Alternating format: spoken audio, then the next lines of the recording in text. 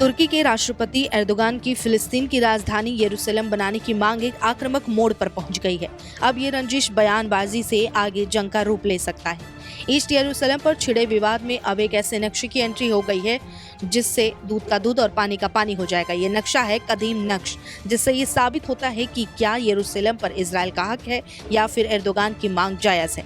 Israel इसे पाने की जद्दोजहद कर रहा है क्योंकि इसमें साफ लिखा हुआ है कि यरूशलेम पर इजराइल का हक है।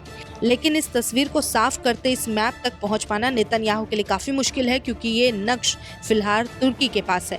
कतर की दोहा समिट से एर्दोगान ने खुले मंच से ईस्ट यरूशलेम को लेकर जो दावे किए, उसके बाद इस बात की उम्मीद जताई जा रही है कि एर्दोगान किसी भी कीमत पर इजराइल को वो नक्श हासिल नहीं होने देंगे।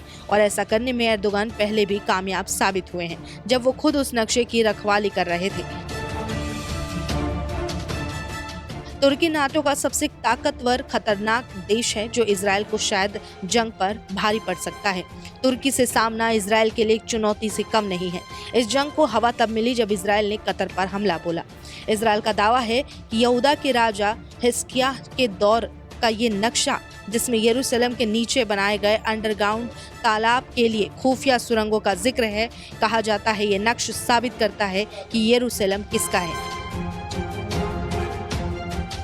जब ये नक्शा देने से साफ मना कर दिया गया तो नेतन्याहू ने कहा कि मैं ऑटोमन एम्पायर के दौर की सारी चीजें जो इस वक्त इजराइल में जमा है वो सब लौटा दूंगा, लेकिन बदले में हमें वो नक्श दे दो, या फिर तुर्की जो कीमत बोले इजराइल उसे देने के लिए भी तैयार है, पर नक्श किसी भी कीमत पर हमें चाहिए। नेतन्याहू खुद बता रहे हैं कि उस वक्त के तुर्की के पीएम ने ये कहते हुए इनकार कर दिया था कि इस नक्श की कोई कीमत नहीं लगाई जा सकती। ये बेशकीमती नक्श है, लिखित है, और इस्तांबुल के प्रेसिडेंट एर्दोगान ऐसा कभी नहीं चाहेंगे कि वो इजराइल को मिल जाए। कहा जाता है कि उस वक्त एर्दोगान तुर्की के प्रेसिडेंट बनने की तैयारी कर रहे थे।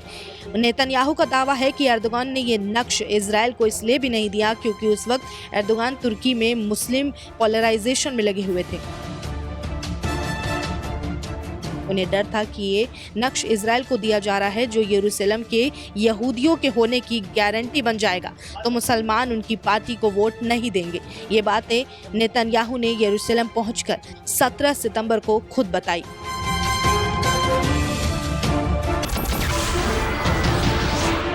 नमस्कार, मैं हूं मानक गुप्ता।